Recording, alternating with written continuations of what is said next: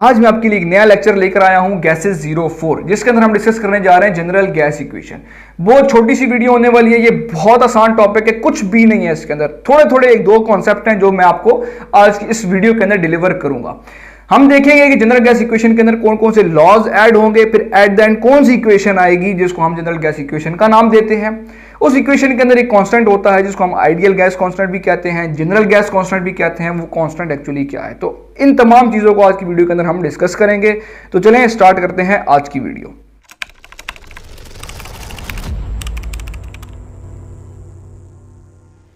अभी तक हमने जो लॉज डिस्कस किए गैस लॉज, क्योंकि हम गैसेस का चैप्टर पढ़ रहे हैं तो गैस के जो लॉज हैं वो जो अभी तक हम डिस्कस कर चुके हैं। नंबर 1 था बॉयल्स लॉ, ठीक है।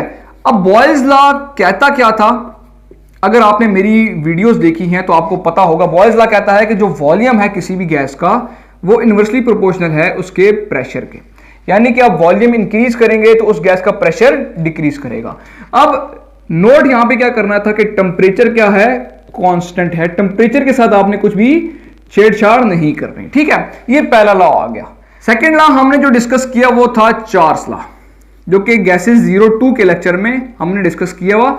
मैं इस चैप्टर की पूरी प्लेलिस्ट अपने डिस्क्रिप्शन में ऐड कर दूंगा, आप वो प्लेलिस्ट देख सकते हैं। चार्ल्स लॉ सेकंड लॉ था। अब ये क्या कहता था कि जो वॉल्यूम है किसी भी गैस का वो डायरेक्टली प्रोपोर्शनल है उसके टेम्परेचर के, यानी कि वॉल्यूम इंक्रीज किया तो टेम्परेचर इंक्रीज किया। इसको हमने डिटेल में डिस्कस किया हुआ है। अब इसको में नोट क्या करना था कि इसमें प्रेशर जो है वो कांस्टेंट है। देखें गैसेस के अंदर हम टोटल 3-4 चीजों को डिस्कस करते हैं। 3-4 चीजें कौन कौन सी हैं, टेम्परेचर है उसका, उसके प्रेशर है, उसका वॉल्यूम है, उसके नंबर ऑफ मोल्स हैं, ठीक है। अब यहां पे क्या है, V एंड P है, यानी कि वॉल्यूम एंड प्रेशर है, तो यहां पे टेम्परेचर भी कांस्टेंट है और यहां पे जो नंबर ऑफ मोल्स हैं वो भी कांस्टेंट है। इधर volume directly proportional to temperature है तो प्रेशर कांस्टेंट है, नंबर ऑफ मोल्स भी कांस्टेंट है। अब तीसरा लॉ जो अभी तक हमने डिस्कस नहीं किया लेकिन वो भी गैसेस के अंदर आता है, वो एवोगैड्रोस लॉ है, ठीक है। एवोगैड्रोस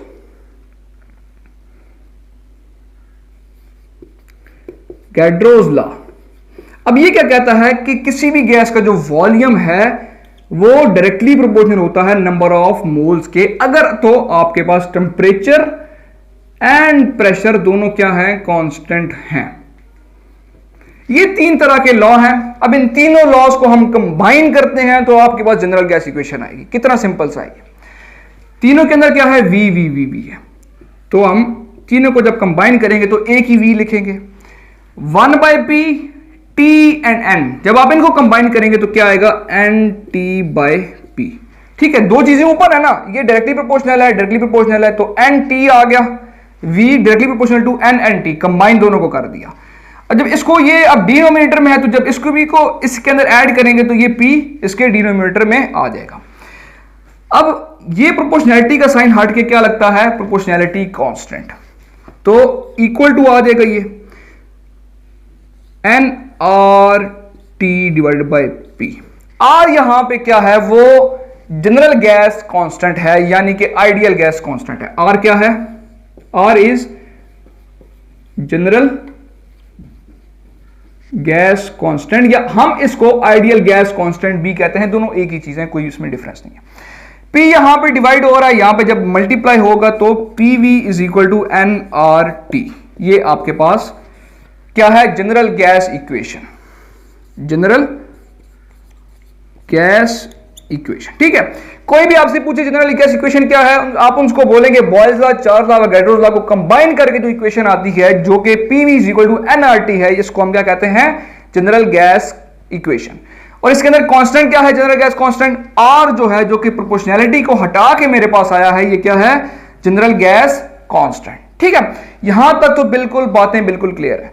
अब इसी इक्वेशन से हम एक और इक्वेशन भी डिराइव करते हैं, इसको मैं यहां से हटाता हूं। अब सपोज करें कि मेरे पास 1 मोल ऑफ अ गैस है, let's say N is equal to 1। N अगर 1 हो गया तो पीछे क्या बचा, PV is equal to RT, ठीक है। अब यहां से हमने जो कांस्टेंट है उसको अलग करना है, PV/T is equal to R।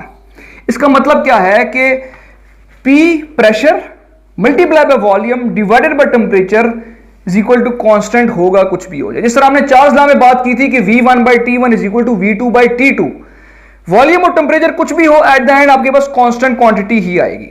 तो प्रेशर कुछ भी हो, वॉल्यूम कुछ भी हो, टेम्परेचर कुछ भी हो, एट द एंड क्या है, कांस्टेंट क्वांटिटी ही आनी चाहिए। अब इसी को लेके मैं आगे फर्दर एक स्टेप रह गया है, फर्दर मैं लिखता हूं यहां पे, जो सपोज करें कोई भी गैस है, उसका इनिशियल वॉल्यूम P1 है, इनिशियल वॉल्यूम V1 है, initial pressure P1, initial volume V1 और इनिशियल टेम्परेचर T1 है, वो इक्वल टू है फाइनल वॉल्यूम के, फाइनल प्रेशर के, फाइनल वॉल्यूम के और फाइनल टेम्परेचर के, और इक्वल टू कांस्टेंट है।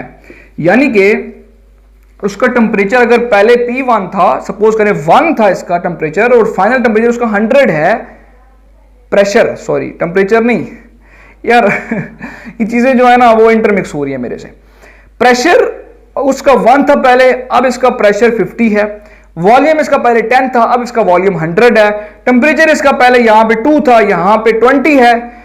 कुछ भी वॉल्यूम है, कुछ भी प्रेशर है, कुछ भी टेम्परेचर है, जब आप इसको कैलकुलेट करेंगे तो इसको कैलकुलेट करेंगे, दोनों के आंसर इक्वल आ जाएंगे और वो क्या है, कांस्टेंट है। यानी कि ये चेंज नहीं होंगे, कांस्टेंट क्वांटिटी है तो ये चेंज नहीं होगी।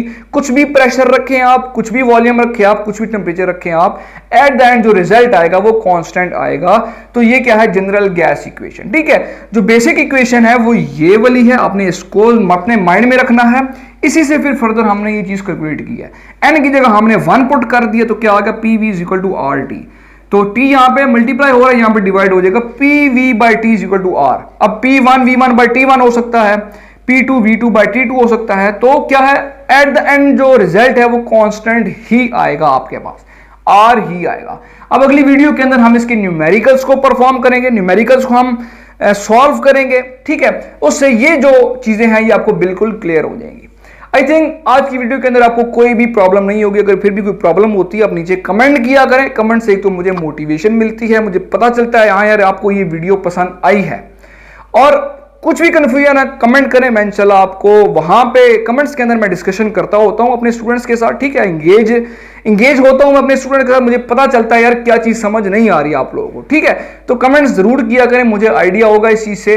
मिलते हैं फिर नेक्स्ट वीडियो के अंदर, तब तक अपनी दुआ में याद रखिएगा। See you soon, sign off, अल्लाह हाफिज।